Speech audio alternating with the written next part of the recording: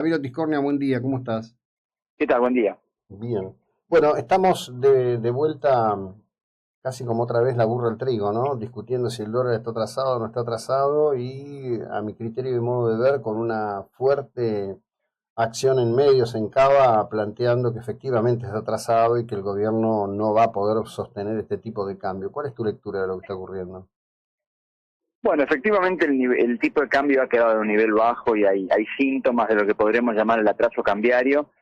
Eh, yo creo de todos modos que la Argentina, con la perspectiva que tiene del desarrollo de ciertos sectores, que está muy hablado, esto Ujú, relacionados con la energía, con la minería, ujú. en situaciones más bien normales debería tener un buen flujo de dólares que tal vez haría que un tipo de cambio como el actual fuera razonable y que no fuera que está atrasado, sino que se pudiera mantener. Eso obviamente implicaría un desafío importante, pero lo dejo de lado por el momento, pero el tema es que eso es una perspectiva y hoy por hoy no están todavía esos dólares con ese flujo tan importante como para poder sostener fácilmente este tipo de cambio. Entonces lo cierto es que ha habido tensión en las últimas semanas y mucha especulación con que el gobierno pueda abandonar este régimen de la mano de que hay en ciernes un acuerdo con el Fondo Monetario que podría contemplar justamente que el gobierno tuviera que modificar la política cambiaria. Este es un poco el contexto en el que estamos hoy en día. Ujú. Ahora, todo eso es sumamente especulativo, ¿no? Yo veo artículos muy contradictorios, demasiada gente que cita tener fuentes en el Fondo Monetario Internacional, y sin embargo hay un conjunto de observadores de la economía, no hago nombres, que sostienen que los fundamentos que tiene hoy la estructura de Argentina con superávit fiscal y las otras condiciones no hacen viable una situación como la que hemos vivido en otros momentos. ¿Coincidís o diferís con esa posición? Yo creo que el tener un superávit fiscal es una situación, hace que sea absolutamente distinto la situación actual a otras del pasado. En esto yo coincido completamente con el gobierno. Ahora, lo cierto es que eh, más allá de todas las reformas y cambios que ha hecho el gobierno, hay una que queda pendiente, que es muy importante, que es la famosa liberación del cepo o eliminación de las restricciones a la compra de dólares.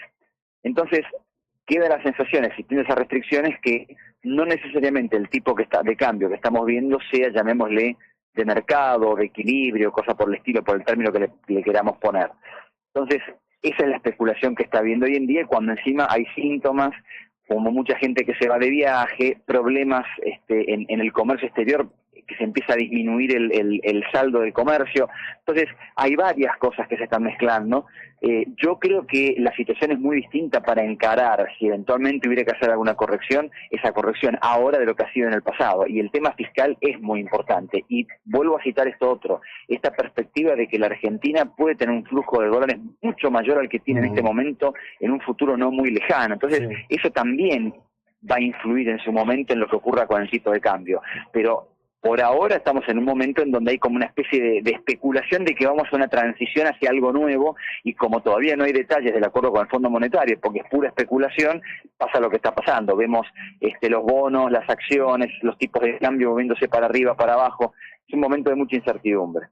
Sí, claro, claro. Ahora, ¿la incertidumbre es sobre una base de algún factor real o está fuertemente incentivada? Mi percepción es que hay una fuerte incentivación. No sé si porque buscan una derrota del gobierno antes de las elecciones en este sentido, una ruptura del esquema que es en lo que el gobierno ha basado su confianza. Porque lo que vos Bueno, decís, perdón, quiero completar con sí, esto. perdón. Lo que vos decís está a la vista, los datos están a la vista. La evolución solamente del sector energético, Oldeval va a inaugurar en días más el primer oleoducto de una estructura que le va a permitir exportar mucho más, pero muchísimo más. Y si bien los proyectos de minería tienen un tiro más largo, yo creo que en 5 años el tema de discutir en Argentina es qué vamos a hacer con la plata. Eso es justamente lo que me refería antes, y creo que esa es un poco la perspectiva, pero como bien decís, es algo que se va a ir dando a lo largo del tiempo. Y si ahora nos metemos en aspectos más coyunturales, llamémosle, estamos también en un momento en el cual, primero, coincido con esto que decís vos, que obviamente acá hay un juego político, este es un año de elecciones, no dudo de que haya sectores políticos de la oposición que estén intentando lucrar con que una volatilidad financiera les mejore a ellos sus chances en las elecciones frente al gobierno. Esto ha pasado otras veces y seguirá pasando lamentablemente. Ahora, también ocurre, más allá de estos aspectos estructurales que estábamos hablando, en un momento coyuntural muy particular. ¿Cuál es?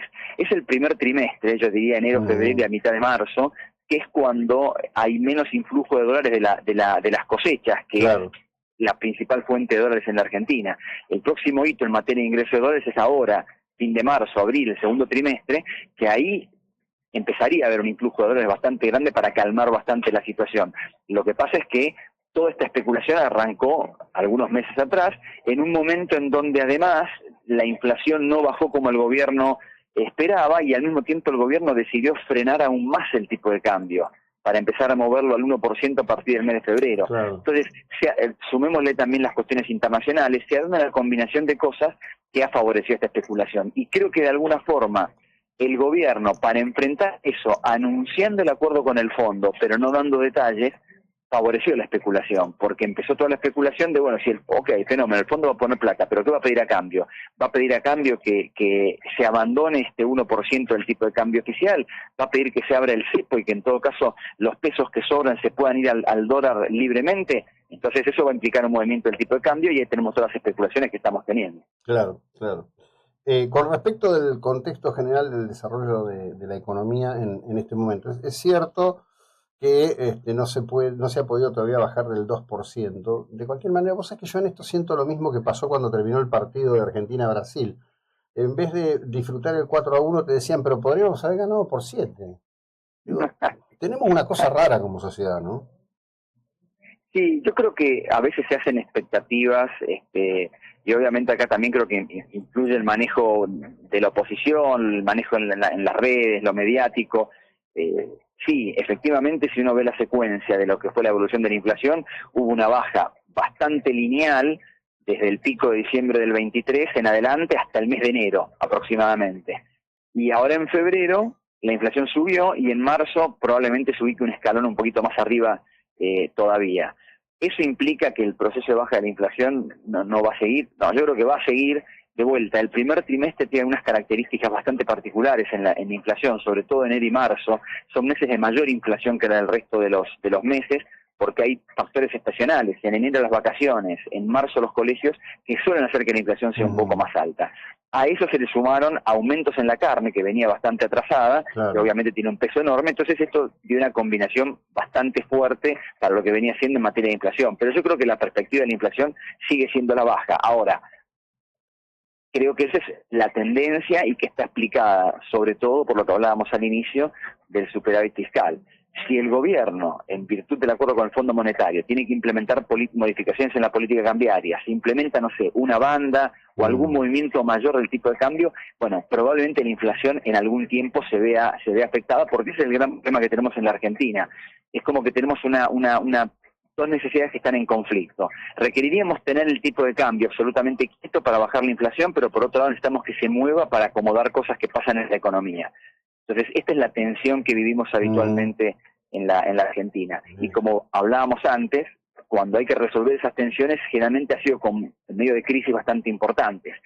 Estando el superávit fiscal, y si se cuenta con apoyo del Fondo Monetario, y si tenemos la cosecha, y si esta perspectiva del ingreso de dólares, yo creo que hay una oportunidad de enfrentar esa tensión de un modo menos traumático.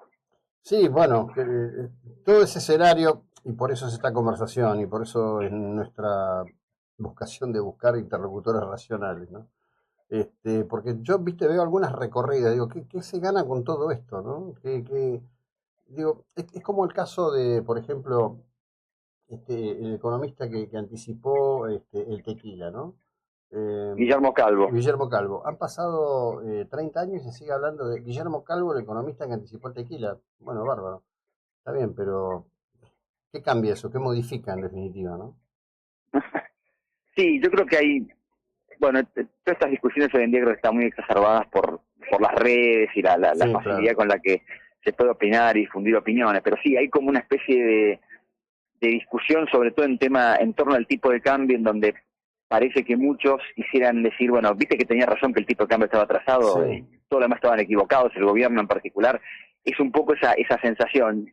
Creo que es una visión un poco simple del proceso, me parece a mí. Pero bueno, Sí, bueno, yo es lo que siento, que estamos frente a una simplificación. No, es muy difícil eh, que uno juzgue las intenciones del individuo que está en la simplificación, pero eso ocurre y la verdad que, digo, hemos sufrido tanto daño, porque cuando pasan estas cosas, el precio lo pagamos los del común, ¿no? Lo pagamos en nuestra calidad de vida, en nuestros retrocesos. Bueno, pero no importa, sería casi entrar en un plano filosófico que no hace esta conversación. Te agradezco muchísimo, como siempre, la claridad de los conceptos, muy amable, ¿eh? No, por favor, hasta luego, buen día. Bueno, seguimos en un instante, esta es la hora 8:53 minutos, este era Camilo Tiscornia, director de CIT Asesores Económicos, un tipo